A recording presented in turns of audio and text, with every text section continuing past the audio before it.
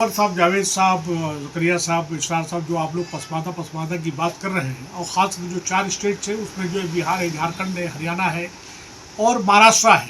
इनमें अगर देखा जाए तो मुसलमानों का 85 से 90% फीसदी जो है पसमादा तबका है, जो दलित मुस्लिम ओबीसी मुस्लिम्स है। इसकी पहले से ये मूवमेंट पसमादा का जो है देखा जाए तो देखा जाए तो फुल फ्लेज जो 1905 में अली हुसैन आसिफ बिहारी ने इसकी बुनियाद रख दी थी।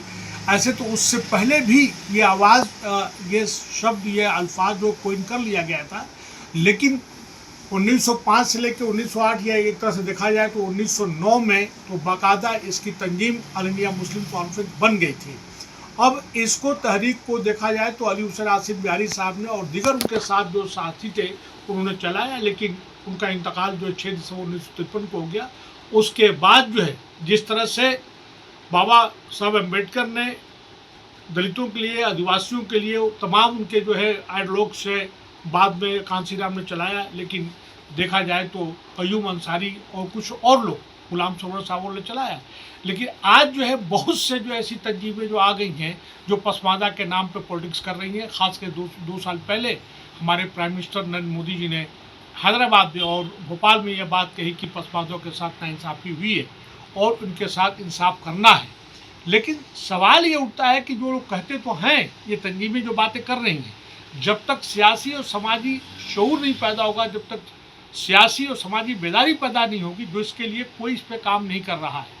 अभी आज के डेट पे अगर आप देखें तो हर आदमी पसमादा की बात करता है, और पसमादा के लोग जो है, जो उसके एक्टिविस्ट हैं, जो सो कॉल्ड नेता हैं, वो अशरफिया तबके को बुरा भला कहते हैं, और ख़ास करके ऐसे तबके आइकॉन्स को जिन्होंने बहुत बड़ा काम किया है, उनकी उस ज़माने में मजबूरी रही होगी जिसमें ये कहा गया है कि दलित, ओबीसी या पसमादा के लोगों को पढ़ने लिखने की जरूरत नहीं है, उनको सिर्फ सोम सलात की पाबंद, नमाज रोजा के जान ले जाए, औरतों को पढ़ने पढ़ाने के लिए उन्होंने मनाही तो नहीं किया, लेकिन बस काम से काम रखने की बात कही है।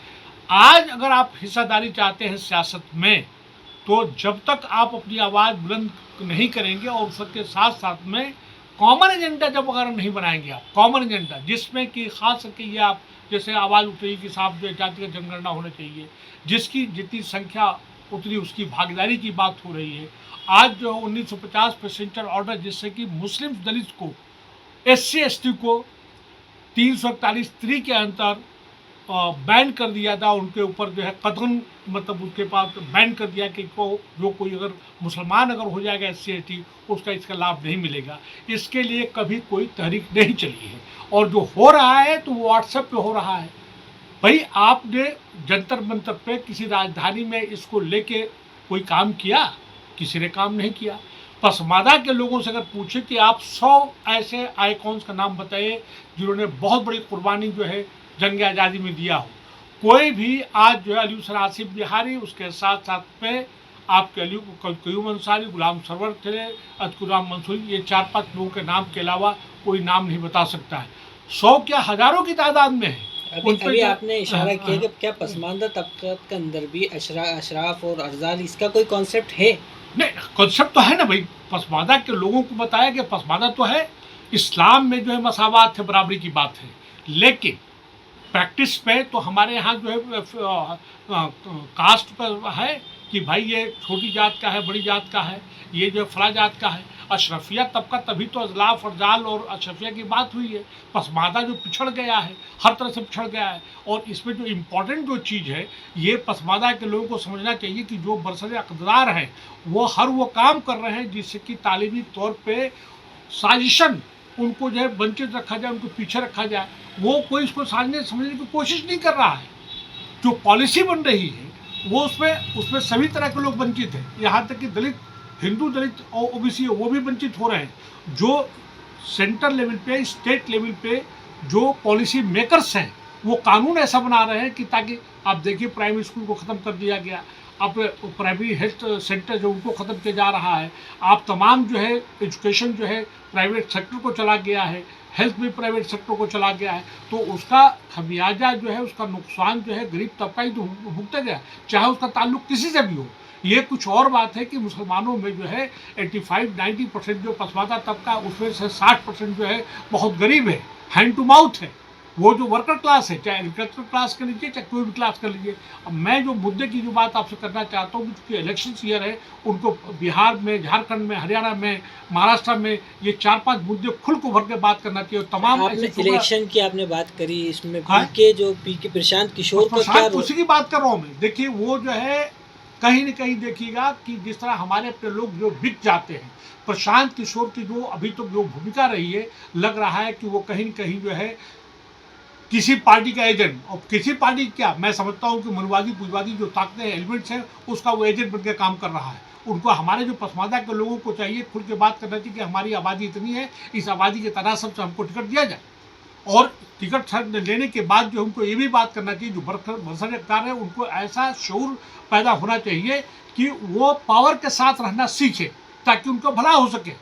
चाहे वहाँ पे नीतीश कुमार भी हो, तेजस्वी यादव हो या कांग्रेस हो, और उनसे ये भी खुल के बात करना चाहिए कि ये बताइए कि 1950 का प्रेसिडेंशियल ऑर्डर के ख़त्म करने के लिए क्या काम करेंगे। यही नहीं, मैं तो इसके आपके माध्यम से कहूँगा, आज जो है जितने भी कानून अभी बने पिछले 10 साल में मुसलमानों को हरास करने के लिए बनाया गया, उसमें ज़्यादातर नुकसान जो है पसमानदा तबके को हुआ, क्योंकि सबसे ज़्यादा नुकसान तो उन्हीं को हुआ। चाहे अभी जो है वक्फ बिल आया है, उसके लिए खुल को अपोज करना चाहिए, लोगों को उसके लिए धरना प्रदर्शन करना चाहिए। CA NRC डिटेंशन कैंप में आसाम के अंदर 28 लोगों को, परिवार के लोगों को भेज दिया गया है। अभी तक जितना भी नुकसान हुआ है, इस जितने भी कानून बने हैं, इसमें पसमानदा जो है सबसे ज़्यादा सफ़र किया है और सफ़र कर रहा है। इसके लिए खुल के बात करनी चाहिए, ये मेरा बात कहना है। और हमारे अपने लोग बहुत आसानी से बिक भी जाते हैं, तो उनमें जो हमारे लोग हैं उन पर नज़र रखना चाहिए। आप देखिए पिछले दिनों जब इलेक्शंस हुआ तो कहते थे कि हम मोमिन अंसार सभा के हैं, हम पसमानदा सब तबके के लोग हैं, और वही जाके बीजेपी के वरिष्ठ नेताओं के साथ जाके अपना सेल्फी, अपना फोटो ले रहे हैं, सपोर्ट करने की बात कर रहे हैं। अपनी बात करो, अपनी लीडरशिप तैयार करो, अपनी लीडरशिप तैयार करोगे तब जाके तुम्हारी वॉइस, तुम्हारी आवाज़ होगी ऐवान में, असेंबली में, पार्लियामेंट में। अपना नेता बनाओ, वो बनाने की ज़रूरत है, और कॉमन एजेंडा बनाना बहुत ज़रूरी है। और खुल के जितने भी मसले मसाइल हैं तमाम पॉलिटिकल पार्टी के सामने जाना चाहिए, और देखिए कौन क्या काम कर रहा है। अगर करेगा तो ठीक है, और नहीं तो उसको बाइकाट करनी चाहिए। खुल के मुखर होकर बात करनी चाहिए। आप लोगों का, सभी लोगों का बहुत बहुत शुक्रिया।